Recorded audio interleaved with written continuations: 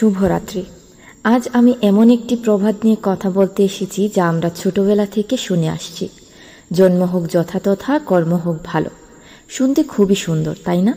যেন জন্ম কোনো ব্যাপারই নয়, আসল ব্যাপার হলো কর্ম। কিন্তু সত্যিই কি তাই? একটি অন্ধকার ঘরে জন্ম নেওয়া আর একটি আলোকিত পরিবেশে বেড়ে ওঠা কি একই জিনিস?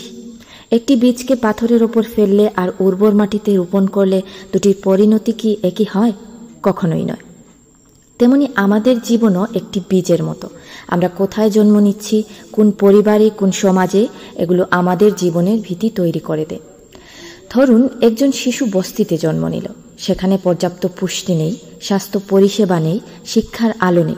তার স্বপ্ন দেখার আগেই তার সামনে বাস্তবতার কঠিন দেয়াল দাঁড়িয়ে যায়।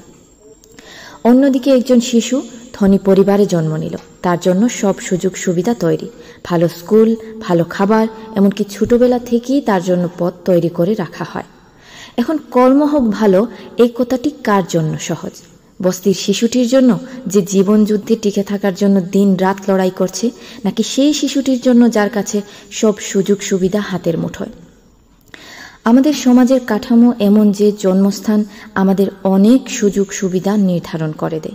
যে শিশু জন্মগতভাবে পিছিয়ে আছে, তার ভালো কর্ম করার জন্য অনেক বেশি সংগ্রাম করতে হয়। তাকে সমাজের দেয়া সব বাধা ডিঙ্গিয়ে যেতে হয়। তার প্রতিটি সাফল্যের গল্প হয় এক অসাধারণ লড়াইয়ের কাহিনী।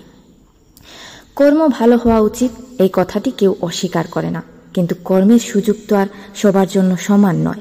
আমাদের জন্ম যদি আমাদের কর্মের সুযোগকে সীমিত করে দেয়, তাহলে কি শুধু ভালো কর্ম করার উপদেশ যথেষ্ট? ধরা যাক একজন মেধাবী